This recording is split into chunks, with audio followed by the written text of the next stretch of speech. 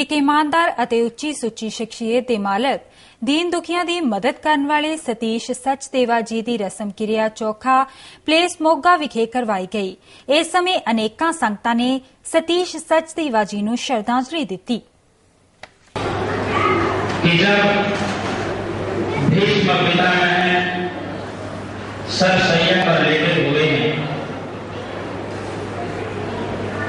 तो धर्मराज युधिष्ठिर उनसे बहुत सारे प्रश्न करते हैं।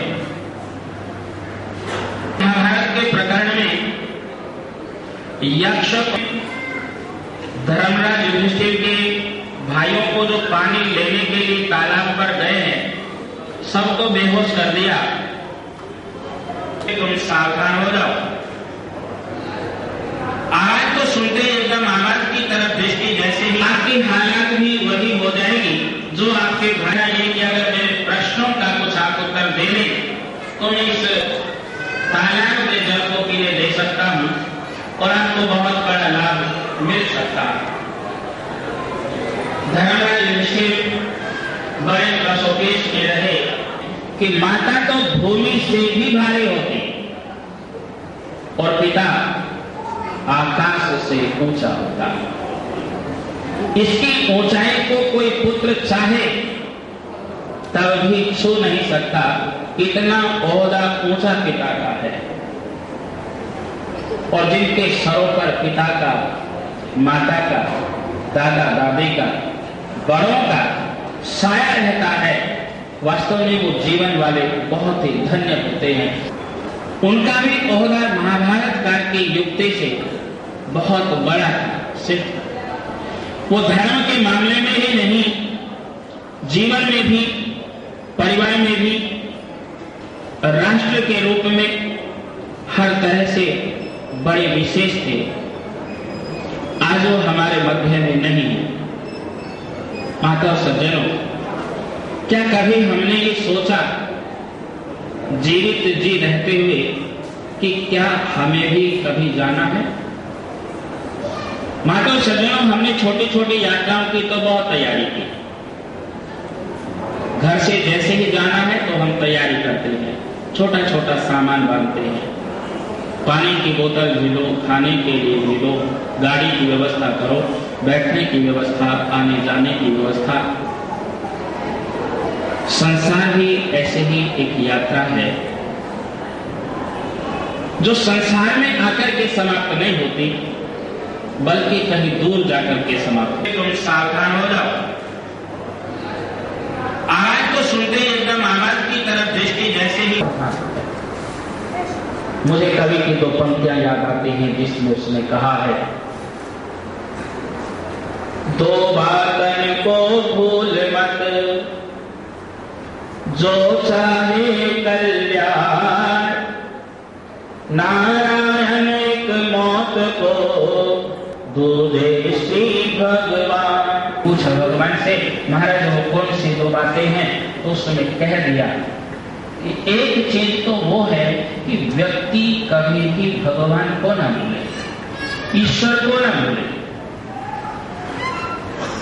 जब व्यक्ति ईश्वर को भूलता है तो दुख और कष्ट व्यक्ति के अंगी से सुरक्षा है। वो सुरक्षा है हमेशा उसका बन करके। का सारा कुछ भगवान का है, हमारा नहीं है। हम किस चीज पर अहंकार करें कि ये हमारा है? किसी भी चीज पर तो नहीं। जिस पर भी चीज पर हाथ रखते हैं पता लगता है ये भी भगवान का बनाया हुआ है, हमारा तो कुछ नहीं है। जितना अन्न हमारे पास है, जितना धन हमारे पास है, जिस भूमि पर हम रहते हैं, जिन श्वासों को हम लेते हैं, हमारी नस नाड़ियों में जो रक्त का संचार चल रहा है, ये सब भगवान की कारस्तानी है। हमारे हाथ में खून बनाना होता तो दानों को पीस कर देखो, हमारे से तो आटा तो बन जाता है, करता है, और हमारे जीवन को चलता फिरता करता रहता है। कितनी ताकत है उसके नाम। माता और सज्जनों, इस हमारी आत्मा का संबंध इन जैसे ही आत्मा जन्म से लेकर मृत्यु पर्यंत तक का जो जीवन है उसमें हमें कभी भी मृत्यु को भूलना नहीं। और कल्याण को इन दो ही बातों में है, भगवान को याद रखना मृत्यु को याद रखना, क्योंकि मृत्यु जैसा जो कष्ट है इसको याद करने से भगवान हमारे समीपस्थ हो जाता है, हमारे नजदीक हो जाते हैं। और मृत्यु के समय में बड़े बड़े नास्तिकों ने भगवान के सामने सिर झुकाया।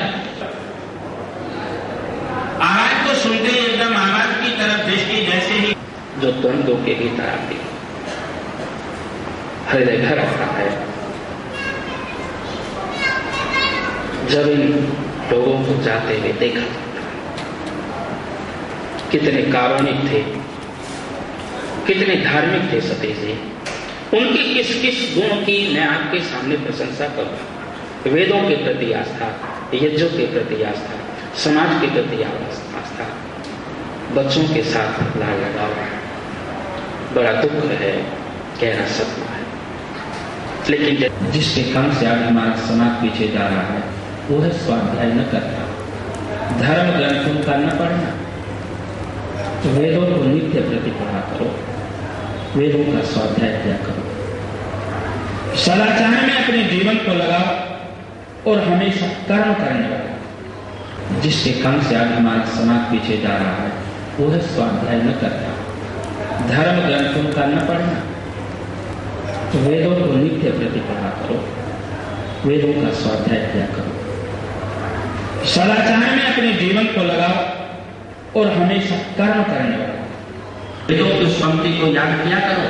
पूर्वन्य कर्माणि जिजीहि शिक्षतम समा एवं कोई नामे हेतु अस्ति न कर्म लिप्यते नरे, कि कर्मों में लिप्त तो नहीं होना, लेकिन कर्म करने की कभी छोड़ नहीं।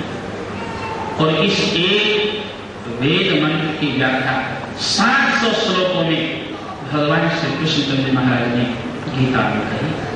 और इसीलिए वो भी कर्मण्येवाधिकारस्ते, उससे जीवन का सुधार, उसी से मृत्यु दूर भागती है। कर्म करने से सद्भाव पैदा होते हैं, कर्म करने से जाति, आयु, भोग, 3 चीज तय होती है। योगीराज भगवान श्री कृष्ण ने श्रीमद् भगवद गीता में लिखा, जाति, आयु, भोग, जो लोग चाहते अच्छा हो उन्हें अच्छे कर्म करने चाहिए। आज हम अच्छे कर्मों से पीछे हटते चले जा रहे हैं, जबकि हमें आगे बढ़ना चाहिए। बताऊंगा, एक है कि नैरोग्यता आज हमारे देश से उठ गई, चली गई, पता नहीं किस गली में। कितने रोग एक एक व्यक्ति के जीवन में है, हम कह ही नहीं पाते। भारत को अगर कोई मार रहा है तो वो रोग मार रहा है। भारत में कोई कमी नहीं। मेरा देश महान था, महान है, महान रहेगा, लेकिन कब? जब हम निरोग होंगे। और निरोग होने की दवाइयां सारी मैंने पहले बता दी, क्योंकि 3 तरह के रोग आते हैं। एक शरीर के रोग हैं, एक मन के भी रोग हो गए, तो फिर समाधान कैसे मिलेगा? समाधान जहां से मिलना था उसका तो सोचा नहीं, उसका विचार नहीं किया। समाधान मिलेगा भगवान से, समाधान मिलेगा मृत्यु से। अगर कुछ दान में लेना है तो जाओ यमराज को जाओ, यम की शिक्षा और देखो किस ज्योति को उस बालक ने प्राप्त किया। 16 से 22 वर्ष की अवस्था में भारत में पैदा होने वाला व्यक्ति भगवान से साक्षात्कार कर लेता। ऐसा उज्ज्वल इतिहास वह इस श्लोक को जितनी जल्दी से जल्दी हम समाप्त कर सके उतना ही हमारे लिए बेहतर है, अच्छा। वो कहते हैं शोक करने से जाने वाली आत्मा भी दुखी होती है। भारत को अगर कोई मार रहा है तो वो रोग मार रहा है। भारत में कोई कमी नहीं।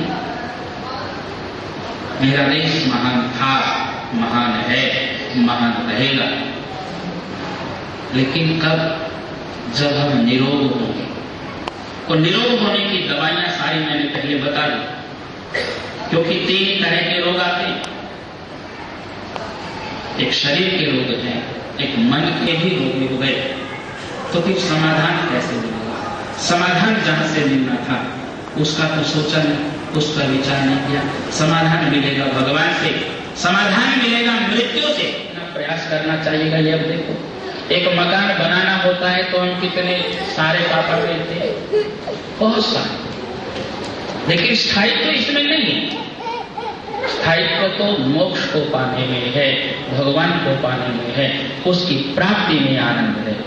इसलिए आज जो है उससे अधिक पा लिया जाएगा तो विकास होगा। प्रगति की ऐसी परिभाषाएं संसार में चलती हैं, लेकिन हम भूल जाते हैं जो स्थिति कल नहीं थी वो आज हो जाएगी तो मामला यही खत्म नहीं होगा, कल ये फिर नहीं रहेगी। इसलिए सबसे बताऊंगा, एक है कि नैरोग्यता आज हमारे देश से उठ गई, चली गई, पता नहीं किस गली में। कितने रोग एक एक व्यक्ति के जीवन में है, हम कह ही नहीं पाते। भारत को अगर कोई मार रहा है तो वो रोग मार रहा है। भारत में कोई कमी नहीं। मेरा देश महान था, महान है, महान रहेगा, लेकिन कब? जब हम निरोग होंगे। और निरोग होने की दवाइयां सारी मैंने पहले बता दी, क्योंकि 3 तरह के रोग आते हैं। एक शरीर के रोग हैं, एक मन। आवाज को सुनते एकदम आवाज की तरफ दृष्टि जैसे ही जो द्वंद्वों के भीतर आती है, हृदय भर आता है। जब इन लोगों को जाते हुए देखा, कितने कारुणिक थे, कितने धार्मिक थे सतीश जी।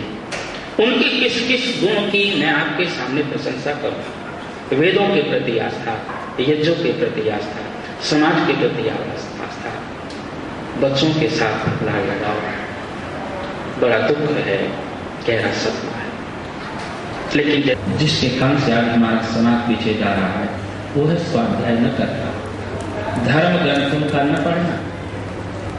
वेदों को नित्य प्रति पढ़ा करो, वेदों का स्वाध्याय किया करो, सदाचार में अपने जीवन को लगाओ और हमेशा कर्म करने वाला। जिसके कारण से आज हमारा समाज पीछे जा रहा है वो है स्वाध्याय न करना, धर्म ग्रंथों का न पढ़ना।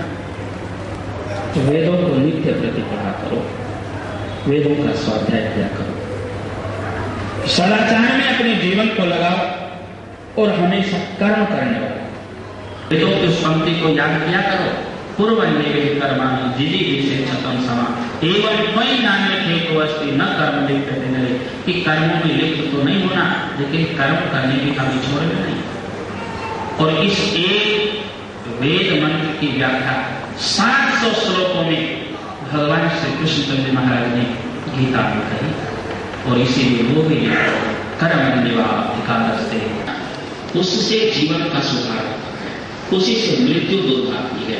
कर्म करने से सद्भाव पैदा होते हैं, कर्म करने से जाति, आयु, भोग 3 चीज तय होती है। योगीराज भगवान श्री कृष्ण ने श्रीमद् भगवद गीता में लिखा, जाति, आयु, भोग, जो लोग चाहते अच्छा हो उन्हें अच्छे कर्म करने चाहिए। आज हम अच्छे कर्मों से पीछे आके चले जा रहे हैं, जबकि हमें आगे आगे बढ़ना चाहिए।